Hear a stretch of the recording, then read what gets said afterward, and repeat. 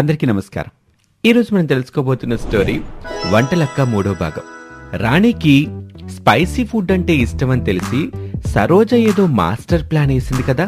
మరి ఆ ప్లాన్ ఏంటి, ఈ వదిన మరదళ్ళ యుద్ధం ఎక్కడికి దారి తీసిందో చూద్దాం. వంటగదిలో యుద్ధ వాతావరణం నెలకొంది. సరోజ చెమటలు తుడుచుకుంటూ ఏదో కొత్త ప్రయోగం చేస్తుంది. చికెన్ ముక్కల్ని పక్కన పెట్టి మిక్సీలో గుప్పెళ్ల కొద్దీ కొత్తిమీర, పుదీనా, పచ్చిమిర్చి వేసి మిక్సీ ఆన్ చేసింది.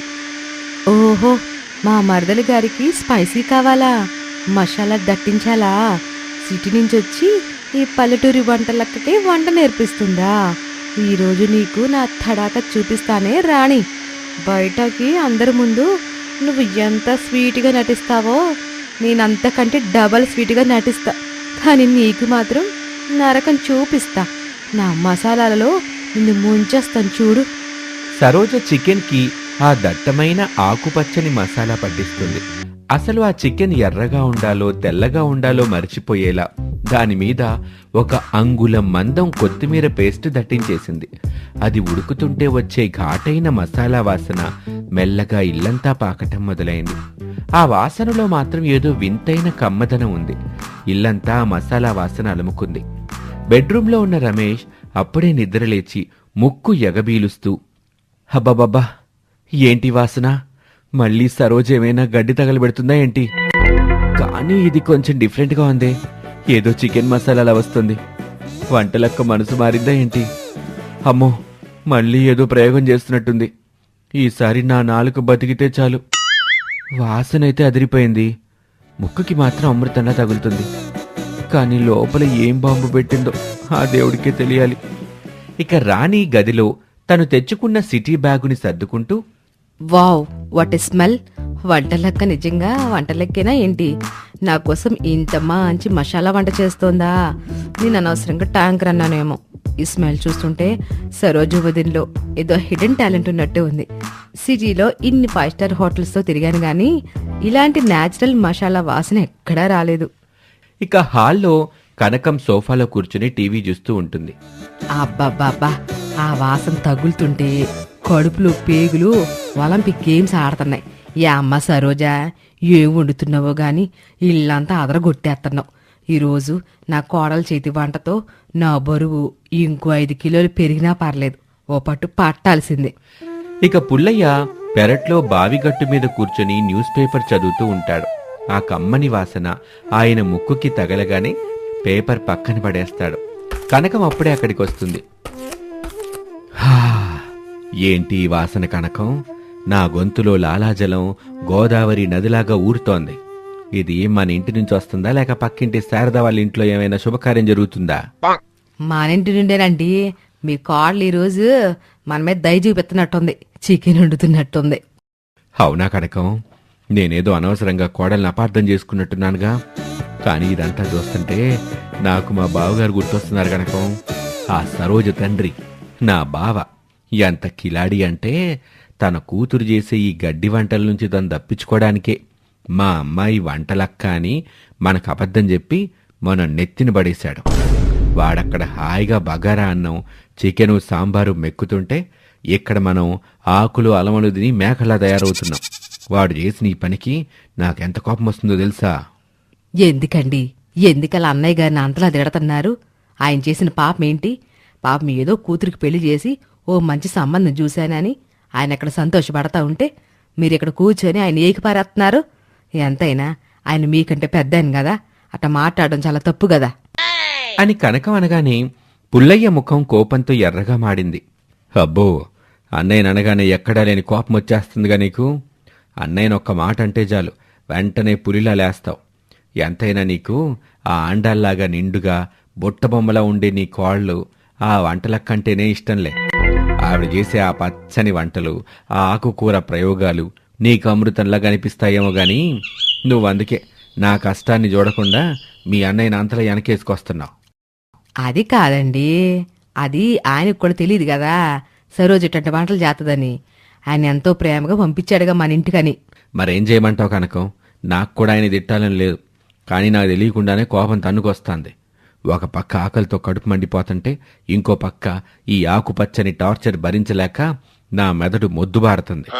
ఆ బావగాడక్కడ హాయిగా చికెన్ ముక్కలు నవ్వులుతుంటే ఇక్కడ నేను గడ్డి ఆకులు మేసి మే అని అరుస్తున్నట్టుంది. కోపం రాదా చెప్పు? తన కూతుని వదిలించుకోవడానికి మనల్ని బలి పశువులు చేశాడుగా. వాడి పని నేను చెప్తాను. రేపు పొద్దున్న ఫోన్ చేసి పిలవాల్సిందే. ఈ వంటలన్నీ ఆయనకి తినిపించాలి. సర్లేగాని కనకం, వంటలక్క వంట చేయడం అయిందా? వాసనైతే గుమగుమలాడుతుంది. మరి అయ్యింది, రండి పోదాం. ఇక అందరూ టేబుల్ దగ్గర కూర్చోటానికి సిద్ధమవుతున్నారు. రాణి మెల్లగా వంటింట్లోకి వెళ్తుంది. అక్కడ సరోజ దట్టమైన ఆకుపచ్చ మసాలాని గిన్నెలో సర్దుతూ ఉంది. ఏంటి వదినా, వాసనైతే ఇల్లంతా నింపేశావు, బిల్డప్ మాత్రం మామూలుగా లేదు. కానీ లోపల ఏవైనా మళ్ళీ పచ్చగడ్డి కలిపావేంటి? నాకోసం స్పెషల్ అని చెప్పి మళ్ళీ ఆ కొత్తిమీర బస్తాలో నుంచి తీసి ఇందులో పడేలేదు కదా. అయ్యో మరదలు గారు, మీలాంటి సిటీ హీరోయిన్లకి పల్లెటూరి మసాలా రుచి చూపించాలని వండుతున్నా. అందరి ముందు నేను నీకు ఎంత గౌరవం ఇస్తానో చూసావు కదా. లోపల మాత్రం నీకు పచ్చ కామెరలు తెప్పిస్తాను చూడు. ఈ రోజు నువ్వు తిన్నది నీకు జీవితాంతం గుర్తుండిపోవాలి. చూద్దాం వదినా, నీ పప్పులు ఇక్కడ ఉడకో. ఈరోజు నీ వంట బాగోపోతే మాత్రం అన్నయ్యతో చెప్పి నిన్ను మళ్ళీ మీ నాన్న దగ్గరికి పంపించేస్తాను. నన్ను పంపిస్తావా? నిన్ను ఈ రాత్రికి సిటీకి పారిపోయేలా చేస్తానే రాణి. పదమ్మ మరదలు గారు, వడ్డించుకుందాం. అందరూ డైనింగ్ టేబుల్ దగ్గర ఆశగా కూర్చున్నారు. రమేష్, పుల్లయ్య, కనకం, రాణి అందరూ ప్లేట్లు పట్టుకుని సిద్ధంగా ఉన్నారు. పుల్లయ్య అయితే తన పొట్టని సర్దుకుంటూ గరిట వైపు దీనంగా చూస్తున్నాడు. సరోజ మెల్లగా ఒక పెద్ద గిన్నె పట్టుకుని టేబుల్ మీద పెట్టి మూత తీస్తుంది. మూత తీయగానే ఒక్కసారిగా ఆవిరితో పాటు కమ్మని వాసన ఇల్లంతా నిండిపోయింది. కాని ఆ చికెన్ని చూడగానే అందరూ నోళ్ళెలబెట్టారు. ఏంటమ్మా సరోజా, మళ్ళీ ఇది పచ్చగా ఉందేంటి? చికెన్కి ఏమైనా పచ్చగా మళ్ళొచ్చాయా ఏంటి? లేకపోతే మళ్ళీ కొత్తిమీర జాతర మొదలెట్టావా? వాసనేమో మసాలాలాగా వస్తుంది, రంగేమో పెరట్లో ఉన్న నాచులా ఉందేంటి తల్లి? అయ్యో, అందరూ అలా అంటారేంటి? దీన్ని రాయల్ గ్రీన్ చికెన్ అంటారు. సిటీలో పెద్ద పెద్ద 5 స్టార్ హోటల్స్ లో ₹1,00,000 పెట్టి తింటారు. ఇందులో కొత్తిమీర, పుదీనా, 20 పచ్చిమిర్చిలు దట్టంగా వేశాను. రంగు పక్కన పెట్టండి, ముందు రుచి చూడండి, మీకే తెలుస్తుంది. అందరూ మొదటి ముద్ద నోట్లో పెట్టుకోగానే వాసనకి తగ్గట్టే టేస్ట్ మాత్రం అదిరిపోయింది. కానీ ఆ ఘాటు మాత్రం మామూలుగా లేదు. రాణి కళ్ళల్లో నీళ్ళొచ్చేస్తున్నాయి. అందరూ ఆ కారానికి విలవిల్లాడిపోతూ కూడా ఆ టేస్ట్ బాగుండటంతో అలా తినేశారు. ఇక సమయం రాత్రి 10 గంటలైంది. బయట విపరీతమైన చలుంది. పుల్లయ్య మెల్లగా పెరట్లోకి వెళ్లి అక్కడున్న నులక మంచం మీద పడుకొని నెత్తిదాకా దుప్పటి కప్పుకుంటాడు. రాత్రిపూట సరోజ మళ్లీ ఏవైనా డైట్ జ్యూస్ పట్టుకొస్తుందేమోనన్న భయంతో ఆయన అక్కడికి పారిపోయాడు. ఇంతలో రాణి అటుగా వస్తుంది. నాన్నా, ఏంటి ఇక్కడ పడుకున్నారు? బయట ఎంత చలిగా ఉందో చూడండి, లోపలికి పదండి. వద్దమ్మా రాణి, పర్లేదులే, లోపల దోమలు ఎక్కువగా ఉన్నాయి. ఇక్కడ గాలి బాగుంది, నువ్వు వెళ్ళి పడుకో అమ్మా. అదేంటి నాన్న, లోపల ఫ్యాన్ ఉంది కదా, ఇక్కడ ఈ చెల్లి ఎలా పడుకుంటారు? మరి జలుబొస్తుంది, పదండి లోపలికి. లేదు తల్లి, నాకు అలవాటేగా, నువ్వెళ్ళు, నేను కాసేపు ఉండొస్తాను. పుల్లయ్య తన మనసులో లోపలికొస్తే మీ వదిన మళ్ళీ ఏ కరేపాకు కషాయమో తెచ్చిపట్టించుద్ది. ఈ చలిలో పడుకున్నా పర్లేదు గాని ఆ ఆకుల జ్యూసులు మాత్రం తినలేనమ్మా. నా ప్రాణం మీద నాకింకా ఆశ ఉంది. రాణి చేసేది లేక లోపలికి వెళ్ళిపోతుంది. ఇంతలో కనకం వస్తుంది. ఏమండి, ఏంటి ఇన్యాసాలు? రాత్రిపూట భోజనం అయ్యాక ఇట్ట పెరట్లో దాక్కున్నారంటే కారణం నాకు తెలుసులే. కోడలు మళ్ళీ ఏమైనా తెచ్చుద్దేమనన్నారు కదా మీ భయం అంతా. అబ్బో, ఆ పాల వాసన కంటే ఈ చలిగాలే నయంలే కనకం. కోడలు సరోజ పాలల్లో ఆకులేస్తే అవి పాలనుకోవాలో లేక పశువుల కాపరి తెచ్చిన కషాయం అనుకోవాలో. నా పరిస్థితి చూడు, ఈ గడ్డేసి నన్ను మేకలా మార్చేలా ఉంది మీ కాళ్ళు. మీరట్ట దుప్పటి చుట్టుకొని ఉంటే అచ్చం ఆ సరోజ తరిగే సొరకాయలాగున్నారు. కావాలంటే రేపు ఉదయం మిమ్మల్ని కూడా మొక్కలు చేసి అందులో ఏతదేమో చూసుకోండి. ఏమేవు, నా మీద నీకు జాలి లేదా? ఆ బావగాడు నన్ను ముంచితే నువ్వు నన్ను ఎక్కిరిస్తున్నావు. నీ కోడలు ఆ హీరోయిన్ వేషాలేస్తా మా ప్రాణాలు తీస్తుంటే నువ్వు సోఫాలో కూర్చొని గమ్మున సీరియల్స్ చూస్తున్నావు. మరి నేనేం చెయ్యాలండి? ఆ అమ్మాయి ఆ రూపానికి తగ్గట్టే ఆండల్లా గంభీరంగా ఉంటది. నేనేవేనంటే అత్తమ్మగారి డైట్ అని నాకే వేపపోత పరాట అవుతుంది. అందుకే నేను గమ్మున ఉంటున్నాను. మీరే ధైర్యవంతులు కదా, ఆ గ్రీన్ చికెన్ మంటను తట్టుకుని ఇక్కడ చెల్లో తల దాచుకుంటున్నారు. కనకం, ఎక్కిరించబాకే, నా ప్రాణం మీద నాకు ఆసుంది. ఆ కోడల నుంచి మమ్మల్ని ఆ దేవుడే కాపాడాలి అని దుప్పటి కప్పుకొని పడుకుంటాడు. కనక నవ్వుకుంటూ వెళ్ళిపోతుంది. ఇక రాత్రి 11 గంటలైంది. సరోజ పెరట్లోకొస్తుంది. పుల్లయ్య కళ్ళు మూసుకొని వణుకుతూ పడుకొని ఉంటాడు. మామయ్య గారు నిద్రపోయారా? "హ, సరోజా, నువ్వెప్పుడొచ్చావు?" మీరు చెల్లో పడుకున్నారని రమేష్ గారు చెప్పారు, అందుకే వచ్చాను. పదండి మావయ్య గారు లోపలికి, లేకపోతే జ్యూస్ గరం గరం తమలపాకు చాయ్ తెమ్మంటారా? పదండి మావయ్య, మళ్ళీ మీకు జ్వరం వస్తుందేమో. ఇక పుల్లయ్య చేసేదేమీ లేక లేచి లోపలికి వెళ్తాడు. దారిలో రమేష్ కనిపిస్తాడు. "ఏ నాన్నా, పెరట్లో క్యాంపింగ్ చేస్తున్నావా?" పుల్లయ్య ఏడుపు మొహం పెట్టి, "క్యాంపింగ్ కాదురా, ఆ వంటలక్క నుంచి ఎస్కేపింగ్ చేస్తున్నాను. నీకైనా నీ పెళ్ళాన్ని ఆపడం వచ్చుద్దా? నా పరిస్థితి చూడు ఎట్టా అయిపోయిందో." "అమ్మో, నా వల్ల కాదు నాన్న, మీరే చూసుకోండి" అని రమేష్ అక్కడి నుంచి వెళ్ళిపోతాడు. ఇక రాత్రి 12:30 గంటలు. ఇల్లంతా నిశ్శబ్దంగా ఉంది. అందరూ నిద్రపోతున్నారు. కాని రాత్రి ఆ పచ్చని చికెన్ కారానికి పుల్లయ్య సరిగ్గా అన్నం తినలేకపోయాడు. బెడ్రూంలో పుల్లయ్య అటు ఇటు దొర్లుతుంటే బెడ్డు కిర్రు కిర్రుమని శబ్దం చేస్తుంది. "కనకం, ఓ కనకం, లావే." ఏంటండి అర్ధరాత్రి మళ్ళీ గొంతులో మంట పడుతుందా? రానికి నీళ్ళు ఇవ్వాలా? మంట కాదు కనకం, కడుపులో ఎలకలు కబడ్డీ కాదు కదా, ఏకంగా ఒలింపిక్ గేమ్స్ ఆడుతున్నాయి. ఆ సరోజ పెట్టిన ఆకుపచ్చ చికెన్ ఘాటుకి కడుపంతా ఖాళీ అయిపోయింది. మొక్క తింటే మంట, తినకపోతే ఆకలి. ఏదైనా తింటానుకుంటే తీసుకురావే, చచ్చిపోయేలాగున్నాను. ఈ టైంలో ఎక్కడ ఉంటదండి? అందరూ పడుకున్నారు. కోడలెత్తే మళ్ళీ డైట్ అని ఏవనాకులు పట్టుకొత్తది. ప్రాణం పోతుంటే నీకు జోకులుగా ఉందా? మెల్లగా వంటింట్లోకి వెళ్ళి ఏముందో చూడు. నా పొట్ట చూడే అట్ట లోపలికి వెళ్ళిపోయిందో. సర్లే, మీ గోల భరించలేను, అవునండి, వెళ్ళి చూసొస్తాను. కనకం పిల్లిలా అడుగులు వేస్తూ వంటింట్లోకి వెళ్తుంది. చీకట్లో తడుముకుంటూ షెల్ఫ్లో వెతికితే అదృష్టవశాత్తు ఓ 2 కోడిగుడ్లు కనిపించాయి. ఆమె మొహంలో వెలుగొస్తుంది. మెల్లగా స్టవ్ వెలిగించింది. సౌండ్ రాకుండా ఆమ్లెట్ వేస్తుంది. ఆ ఆమ్లెట్ వాసన బయటికి రాకుండా కిటికీలు గట్టిగా మూసేస్తుంది. ఇక ఆమ్లెట్ పట్టుకొని పరుగు పరుగున గదిలోకి వస్తుంది. పుల్లయ్య ఆమ్లెట్ చూడగానే కళ్ళు మెరిసిపోయాయి. "అబ్బా కనకం, నువ్వు ఇంటికి కాదు, ఈ ప్రపంచానికి దేవతవే" అని ఆమ్లెట్ని లాక్కొని వేడివేడిగా మెక్కుతున్నాడు. ఏంటండి అమ్మ ఎక్కడం? మెల్లగా తినండి. ఆ మొక్కలకి సౌండ్ వస్తే కోడలింటది. కోడలింటే కథ మళ్ళీ మొదటకొచ్చుద్ది. అసలేది వంటలక్క కాదు, వేగులక్క. ఎక్కడ ఏం జరిగినా కనిపెట్టేస్తుంది. మనకి ఈ బాధ ఏంటండి? ఎవరికైనా తెలిస్తే మన పరువు ఏమవుతుంది? ఏంటో కనకం మన బతుకు. మన సొంతింట్లో మనం ఒక ఆమ్లెట్ వేసుకోవాలన్న ఈ దొంగతనాలేంటి? ఈ వంటలక్కతో ఎగట నా వల్ల గాటంలా. రేపొద్దున్నే లేచి మళ్ళీ ఏ తోటకూర జ్యూసో ఇచ్చుద్దని భయంగా ఉంది. ఆకలితో చచ్చే కంటే ఈ వంటలక్క చేతిలో చావడం మేలేమో అనిపిస్తుంది. చాలు చాలు, తింటున్నారుగా, ఇక చాలు. ఆ మొక్కలు అయిపోతే నూరు మూసుకుని పడుకోండి. ఇక నాకు నిద్ర వస్తుంది. మీరెట్టాగే నసబెడుతూ వాగుతుంటే కోడలు లేసుద్ది. సర్లే, పడుకుందాన్లే. అబ్బో, ఈ వంటలక్కతో వేగడం అయితే మన వల్ల అయ్యేలా లేదు. పుల్లయ్య మెల్లగా కళ్ళు మూసుకుంటాడు. కాని లోపల ఆ సరోజ రేపేం ప్లాన్ వేసిందోనన్న భయం మాత్రం పుల్లయ్యకి అలాగే ఉంది. ఇక మరుసటి రోజు ఉదయం కనకం, పుల్లయ్య హాల్లో కూర్చుని ఉన్నారు. సరోజ కళ్ళల్లో నీళ్లతో ముఖం దించుకొని మెల్లగా అత్తమావల దగ్గరికి వస్తుంది. ఇల్లంతా ఒక వింతైన నిశ్శబ్దం అలుముకుంది. సరోజ ఏడుస్తూ, అత్తమ్మగారు, మామయ్య గారు, నన్ను క్షమించండి. "ఏమైందమ్మా? ఏమైంది సరోజ? ఎందుకు ఏడుస్తున్నావు? మళ్ళీ గరిటేమైనా విరిగిందా ఏంటి?"